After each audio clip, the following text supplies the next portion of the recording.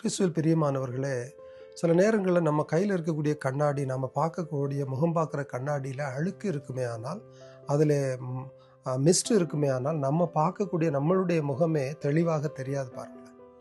இது மாதிரி தான் நாம் பாவத்திலே வாழ்ந்து கொண்டு இருக்கும் பொழுது நமக்கு நம்ம செய்கிறது தப்புன்னே தெரியாது. நம்ம ஆண்டவராகிய இயேசு கிறிஸ்து நமக்கு நம்மளை என்ன பண்ணுகிறாராம்? அவர் நம்மளை புடமிடுகிறார், அவரை சுத்திகரிக்கிறார், அவருடைய பரிசுத்த இரத்தத்தினாலே நம்மை சுத்திகரிக்கிறார் என்று வேதம் சொல்லுகிறது.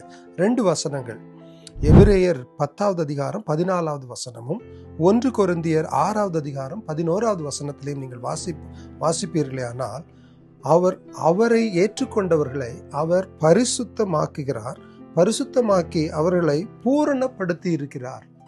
So whatever we lack, whatever we are missing, whatever we are not able to see as sin, பாவமாக நம்ம பார்க்க முடியாத விஷயம், நம்மளுக்கு உணரப்படாத விஷயங்களை அவர் உணர்த்தி நம்மளை மறுரூபமாக்குறார், நம்மளை சுத்திகரிக்கிறார், சுத்திகரித்து பூரணப்படுத்துகிறார். நம்ம முகத்தில் ஏதோ ஒரு கரை இருக்குன்னா அந்த கண்ணாடி கிளியராக தெரியும் போது தானே நம்ம அதை சுத்தப்படுத்தி கொள்ள முடியும். Likewise the blood of Jesus, அவருடைய பரிசுத்த இரத்தம் நம்மளை பரிசுத்தமாக்குகிறது. ஆகையினால எனக்கு அருமையான சகோதரனே சகோதரியே, அந்த இயேசுவின் இரத்தத்துக்கு ஒப்பு கொடுத்து இன்றைக்கே பரிசுத்தமாகவும் பூரணம் அடைவோம் இயேசுவின் நாமத்தினாலே. ஆமென்.